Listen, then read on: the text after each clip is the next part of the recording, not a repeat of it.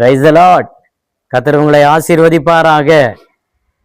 தானியேலோ வென்றால் அந்த பத்திரத்திற்கு கையெழுத்து வைக்கப்பட்டது என்று அறிந்த போதிலும் தன் வீட்டிற்கு போய் அவனுடைய மேல் அறையிலே தான் முன் செய்து வந்தபடியே 3 வேளையும் தேவனை நோக்கி ஜெபம் பண்ணி ஸ்தோத்திரம் செலுத்தினான் என்று வேதத்தில் தானியேல் 6ஆம் அதிகாரம் 10ஆம் வசனத்திலே இப்படி வாசிக்கிறோம்.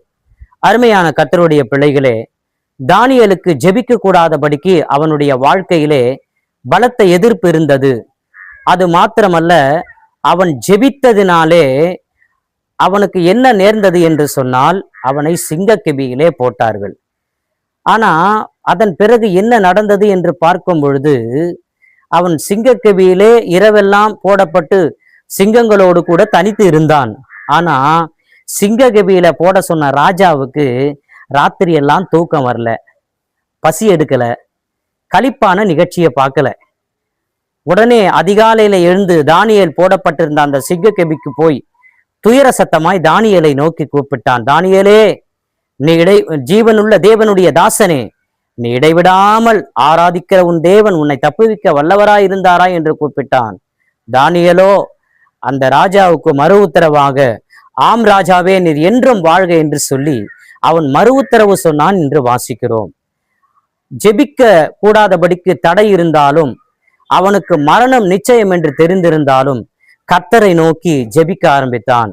அருமையான கர்த்தருடைய பிள்ளைகளே, உங்களை சிங்கக்கெபியில போடுவதற்கு மட்டும்தான் அனுமதி.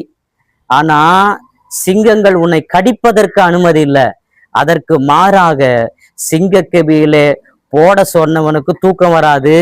போட்டவன் என்ன ஆனான் தெரியுங்களா? தானியேல் வெளியே வந்த பிறகு போட சொன்ன யாவரையும் திரும்பவும் அவர்களை கொண்டு போய் சிங்கக்கெபியிலே போட்டார்கள்.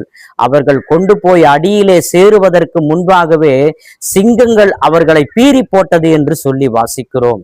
ஜெபிக்கிறவனுடைய வாழ்க்கையிலே தோல்வியை காண்பது போல இருக்கும். ஆனால் தானியேலுடைய வாழ்க்கையிலே தோல்வி மாதிரி தான் இருந்தது.